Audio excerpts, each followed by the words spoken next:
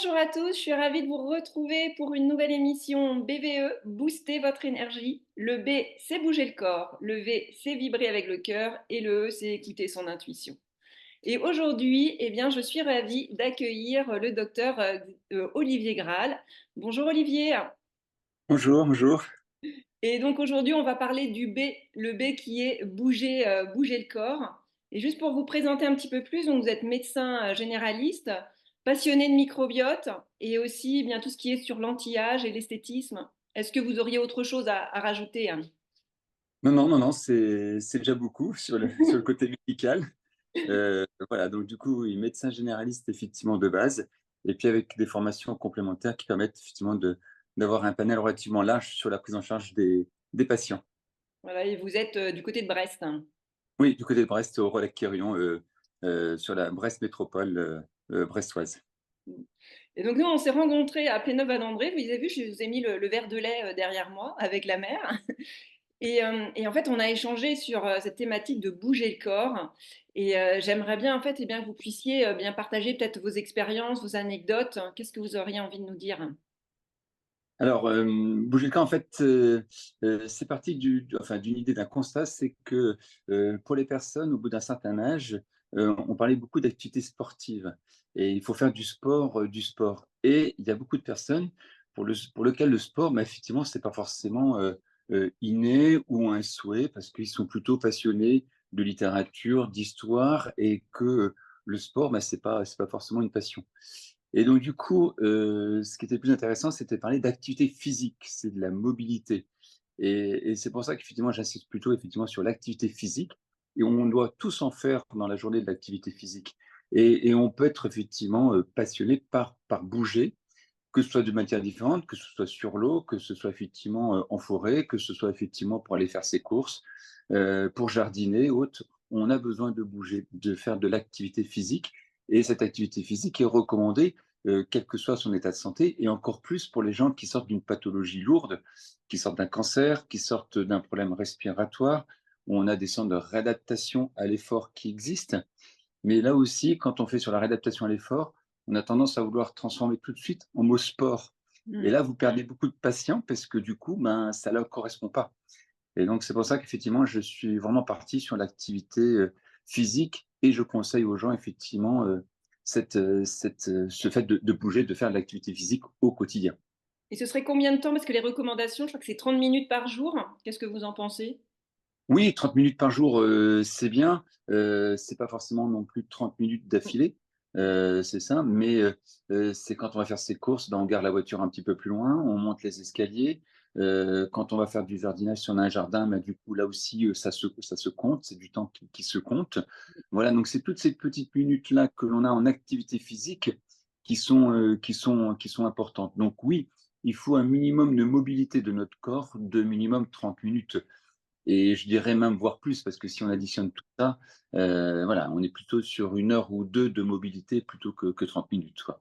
Donc je pense qu'on va pouvoir dire aux personnes qui nous regardent que même lorsque vous faites du ménage, même passer l'aspirateur, faire du bricolage, du jardinage par exemple, eh bien ça, vous voyez, c'est bouger le corps et ça fait du bien. Oui, oui, tout à fait, ça fait bouger du corps et comme je dis, effectivement, il y a deux choses, très intéressantes pour le corps, le bricolage et le jardinage. Le Mm. bricolage, parce que du coup, quand on bricole, ben, on va bouger son corps, mais aussi on va réfléchir parce que du coup, on va être obligé de prendre des mesures. On va être donc obligé de choisir tel ou tel outil. Et donc du coup, on fait le travail aussi le cerveau en même temps. Mm. Donc vous êtes sur un mécanisme qui est effectivement, multiple, physique, mais aussi activité intellectuelle. Et quand quelqu'un dit: «Je suis dans mon fauteuil toute la journée, je fais du sudoku» ou effectivement «Je fais des mots croisés, je fais travailler mon cerveau», non, on fait travailler qu'une partie de son cerveau sur la mémorisation. Mais on n'a pas ça. Alors que quand on va bricoler, on est obligé de prendre une mesure, on est obligé d'analyser. Après, si on doit aller faire les courses, ben, on va comparer le matériel. Donc là, on est sur la réflexion, on est sur la comparaison et donc là, vous travaillez encore d'autres zones du cerveau. Et donc le bricolage, bah, effectivement, est l'idéal puisque vous faites travailler la tête et les jambes, en fait, quoi. Ouais. Donc on vous invite vraiment à bricoler, à faire des Invite trucs. à bricoler, tout à fait. En plus, ça fait. Et jardiner, parce que jardinage, c'est pareil. Oui. On apporte effectivement, on regarde les plantes, on analyse, on va bêcher et autres. en plus, alors ça c'est le petit côté scientifique, c'est que quand vous êtes sur du jardinage, vous allez humer effectivement certaines bactéries qui vont se retrouver, se fixer sur votre objectif et qui vont agir sur les récepteurs effectivement pour décontracter et aider effectivement à ce que vous soyez en pleine forme en fait. Donc là, c'est la bonne période en plus pour être dans le jardin, avec Oui, l'été qui est là, qui arrive à grands pas. Et ce que j'aime bien, en fait, c'est aussi cette notion des petits pas. Vous voyez, c'est ça, c'est de se dire, bah, un peu, c'est déjà mieux que rien et c'est déjà beaucoup. Moi, c'est vraiment ce qu'on m'avait appris et c'est ce que j'aime retransmettre aussi. oui, oui, tout à fait, c'est tout à fait ça. C'est voilà, garer, comme je dis, quand vous faites vos courses, évitez de vous garer le plus près possible, garez-vous un peu plus loin. Voilà, c'est des petites choses du quotidien qui vont faire que vous allez bouger. Voilà, plutôt que de faire une seule fois par jour, enfin une fois par semaine les courses, quand c'est possible, effectivement, parce qu'en fonction du handicap, en fonction de plein de choses, effectivement, il faut savoir adapter. Mais faire des courses plusieurs fois par semaine plutôt qu'une grosse course une fois dans la semaine, donc plusieurs fois, ça vous permet de bouger un peu plus. Ça vous permet aussi d'avoir du contact social aussi un peu plus souvent. Et ça aussi, c'est important. Donc, ça permet effectivement. Donc, voilà, c'est toutes petites choses au quotidien qui vont faire que on va se maintenir en pleine forme.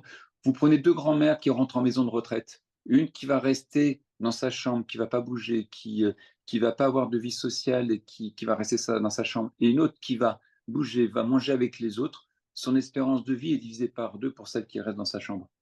D'accord. Donc, voilà, donc il y a le côté physique et le côté intellectuel, et c'est l'ensemble des deux qui est important effectivement à maintenir un bon état de santé, quoi. Ouais, merci beaucoup parce que souvent, effectivement, hein, comme vous l'avez dit, on dit oui, alors il faut faire du sport et les gens, bah, avant de commencer, ils n'ont pas envie. Et après, je voulais juste rajouter aussi cette notion de plaisir, de la satisfaction du bricolage ou du jardinage. Et je pense que ça aussi, ça peut rentrer en compte dans justement se faire du bien et faire du bien aussi bah, pour le moral là, en même temps. Ah, mais c'est clair, c'est qu'effectivement, il faut faire les choses avec plaisir. Mm. Voilà, donc ça, c'est important. Et quand on parle d'activité physique ou sportive, parce que ceux qui aiment le faire le sport, il faut le faire aussi, bien évidemment, hein. Mm. Donc, ce n'est qu'un plus. Mais à ce moment-là, oui, il faut le faire avec plaisir. Et quand un médecin ou quelqu'un qui vous donne un conseil de faire des longueurs de bassin, parce que c'est soi-disant bien pour votre dos, bien pour votre santé, mais que la nage, c'est pas votre fort, vous allez le faire deux, trois fois pour faire plaisir à vos amis, à votre médecin, puis à la quatrième fois, vous allez laisser tomber parce que vous ne prenez pas de plaisir. Et que certes, il y a un besoin pour la rééducation, mais il faut qu'on puisse trouver le côté plaisir par derrière. Donc après, à nous d'essayer de trouver qu'est-ce qui plaît aux gens pour qu'ils puissent le maintenir dans le temps et pas juste pour faire plaisir aux proches ou au corps médical, en fait.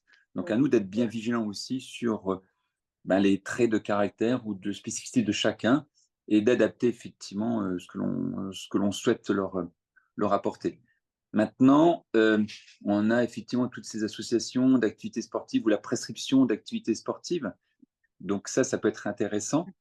Maintenant, ces prescriptions, elles sont compliquées puisque ça dépend des associations dans la ville dans laquelle vous vivez et il n'y a pas de référence, je dirais, locale d'une personne qui permettrait après d'aller la voir et de dispatcher sur les différentes associations pour lesquelles vous pourriez aller. Donc là, il y a encore des choses, je pense, à améliorer de ce côté-là. Oui, voilà, c'est ça. En tout cas, c'est bien, c'est qu'il y a déjà il y a de l'espoir et il y a de l'avenir sur ces ordonnances, justement. Alors, je sais pas comment on les appelle. Je sais que quand c'est pour les ordonnances bleues, quand c'est pour plus la natation en mer, et autrement pour toutes les activités, il y Bah, a un. c'est pareil, c'est prescription de l'activité physique. Donc, en fait, D'accord. c'est ce que l'on doit faire. Maintenant, prescrire ça, vers qui on s'adresse, ben, c'est un peu plus compliqué qu'en fait, quoi. Voilà. D'accord. Donc, c'est à chacun après de trouver, mais c'est surtout d'aller faire une activité qui vous fasse plaisir et qui vous fasse du bien. Et le mot, c'est bouger, mettre le corps en mouvement, Tout à tranquillement, fait. en fonction des pathologies de chacun et de la rééducation. Bon, bah, je pense que ça va servir parce que ça fait du bien de faire des petits rappels. Et je crois sinon, en fait, que vous êtes aussi passionné de mer, hein, de voile, hein, et que vous êtes dans une association qui s'appelle Guérir en mer. Est-ce que vous pouvez nous en dire un peu plus? Oui, alors effectivement, Guérir en mer, c'est une association qui a été créée par Marine Crest, qui est médecin à Marseille, que j'ai rencontré lors d'un congrès. Et du coup, son idée était tout à fait intéressante. C'est proposer au personnel soignant, mais au sens large, que ce soit une secrétaire médicale, une aide-soignante, une infirmière, un dentiste, peu importe, enfin le corps médical, ben, de leur proposer des sorties en mer, de telle sorte qu'effectivement, on puisse se ressourcer, se détendre et ne pas partir en burn-out. Parce qu'on sait qu'effectivement, actuellement, 52% du personnel soignant est en pression, je dirais, en limite de rupture. Et souvent, nous soignants, on pense aux autres, Mmh. puis on a du mal à penser à nous. Et même si on a un week-end de libre, qu'est-ce qu'on va faire? On va s'occuper d'une association pour une personne handicapée ou pour une cause effectivement du handicap ou d'une certaine maladie. Et donc, on quitte jamais véritablement notre métier, je dirais. Et à un moment donné, effectivement, Marine a eu cette idée effectivement intéressante de créer quelque chose rien que pour nous. Mmh. Et moi, je dis toujours à mes patients aussi, soyez un petit peu égoïste, pensez un petit peu à vous. Vous avez besoin par moment effectivement de penser à soi plutôt que de penser d'abord aux autres. Et ben, du coup, effectivement, elle l'applique pour nous aussi, médecins, enfin médecins, soignants, pas médecins, mais soignants, mais effectivement d'être un petit peu égoïste, de penser un tout petit peu à nous pour mieux soigner aussi les patients par derrière, quoi. Un médecin, enfin un soignant bien soigné, je dirais, c'est 10 soignés de mieux par derrière, en fait, quoi. Donc voilà, c'est ça qui est intéressant. Et du coup, je crée sur Brest l'antenne brestoise sur Guérir-en-Mer. Donc, pour le mois de septembre, on va pouvoir effectivement, avec des skippers bénévoles, qui prêteront leur bateau ou qui skipperont leur bateau, mais sur lequel on aura du personnel soignant. Voilà, donc c'est quelque chose qui est très, très intéressant, puisqu'il y a une étude en cours aussi, où à Marseille, ils ont fait une étude entre du personnel soignant qui a été pris en charge sur les bateaux et un autre bras effectivement de soignants qui a été pris en charge par une psychologue ou psychiatre et avec plus ou moins anxiolytique. Et on va voir un petit peu quel est le résultat, si effectivement il y a une différence significative ou pas entre les deux, ou est-ce que les deux apportent autant. Ben là, on verra un petit peu les résultats de cette étude, mais je les attends avec impatience. Et puis le fait d'être sur l'eau, c'est vraiment ça permet de se déconnecter, il y a plus de réseau et les bienfaits de l'eau aussi, hein, voilà, si vous habitez en Bretagne ou à côté de la mer, n'hésitez pas à aller marcher au bord de l'eau ou à marcher même dans l'eau si c'est possible ou à vous baigner. Ah oui, oui, l'eau effectivement apporte énormément de choses. C'est vrai que dans nos sociétés actuelles, dans nos villes, on a des pollutions visuelles en permanence, avec des panneaux sur les routes, du son partout, des smartphones. Donc votre cerveau, votre corps n'est jamais mis au repos. Quand on est sur l'eau, à un moment donné, quand on quitte un tout petit peu, ben, vous avez un horizon dégagé, vous n'avez plus rien, et puis vous êtes seul ou enfin à plusieurs, mais sur un bateau, et vous êtes complètement déconnecté. Et ce fait de déconnecter va aider sur le côté psychologique. Et le côté mer aussi va nous apporter effectivement des plus infiniment non négligeables, quoi. Ça, c'est quand on est sur l'eau. Après, le longe-côte aussi, effectivement, est très intéressant, puisque là, du coup, quand on va marcher le long de la mer, dans l'eau, vous avez effectivement le côté froid, surtout en Bretagne, un peu vivifiant. Vous avez le côté algue aussi qui va aider parce que du coup, on va respirer un petit peu effectivement cette partie de phytoplancton qui est ici et qui va nous apporter aussi un bien-être supplémentaire. Et vous avez le côté marée avec le côté de cette eau qui va venir vous faire du massage et qui va vous aider aussi à drainer et à avoir un côté musculaire et tonique aussi en plus. Donc entre le froid, le massage et l'inhalation, et ben, du coup, vous avez un trio qui est gagnant, en fait. Ouais, merci beaucoup. C'est pour ça que je me suis dit aujourd'hui, j'allais mettre vraiment comme si on était immergé dans l'eau. Je vous ai mis la photo Oui. pour faire du bien. Alors, l'émission s'appelle Booster votre énergie. Et j'ai envie de vous demander, et vous, qu'est-ce que vous faites pour booster votre énergie, pour prendre soin de vous, parce que vous donnez beaucoup de temps aux autres. Est-ce que vous avez une petite astuce à nous partager? Alors, l'astuce, c'est effectivement d'avoir des temps rien que pour soi. Mm. Ça, c'est important, hein. Le côté égoïste, c'est d'un des moments que vous allez effectivement garder que pour vous, mais qui ne sont pas que activités physiques. Effectivement, ça peut être se promener, mais ça peut être faire de la peinture. Mm. Moi, effectivement, j'aime plutôt faire de la peinture, donc peindre ou bricoler. Voilà, donc c'est des moments où retapisser un canapé, bah, du coup, on va laisser une pièce en place et au fur et à mesure, on va le faire. Et du coup, c'est un moment où je dirais, on se vide complètement, on se concentre que sur ce qu'on doit faire. Voilà, de la sculpture, de la peinture, du bricolage, du tricot, peu importe. En fait, il y a des activités et c'est des petits moments que l'on peut avoir. Ce sont des moments personnels qui permettent effectivement de couper. Et puis, vous allez avoir d'autres moments personnels aussi qui sont importants, mais c'est qu'avec des amis Mhm. aussi. Une à deux fois par mois ou une fois par mois, se retrouver avec un groupe de copains au restaurant un midi. on est là, on déjeune, on échange et puis voilà mais c'est que pour nous, enfin avec les copains, c'est un échange avec des copains, donc là aussi vie sociale qui permet d'avoir un équilibre. Voilà et puis après vous avez votre vie familiale, vous avez votre vie professionnelle, vous pouvez donner aux autres, mais voilà, il faut essayer de trouver un bon équilibre entre tout ça et voilà. Je pense que ces petits moments d'égoïsme sont importants. Sans ça, effectivement, je pense que c'est un petit peu difficile quand on donne trop aux autres. À un moment donné, on s'épuise. Voilà, c'est de trouver ce bon équilibre, mais c'est pas être égoïste, hein, de prendre du temps pour soi, c'est si vous êtes bien avec vous-même, vous serez encore mieux avec les autres. Mais Tout ça à fait.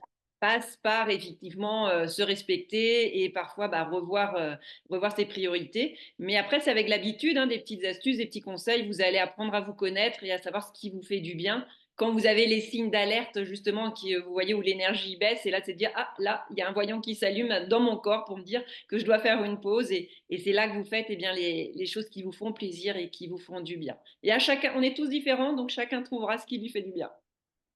Oui, tout à fait, c'est à chaque de connaître son corps, de savoir effectivement, alors ceux qui ont fait du sport effectivement, intense, du haut niveau, connaissent un peu plus leur corps quand même aussi et connaissent les limites et du coup, là, ils savent que là, hop, là, c'est bon, il faut qu'on s'arrête, on a besoin de récupérer, il faut faire une pause pour pouvoir récupérer.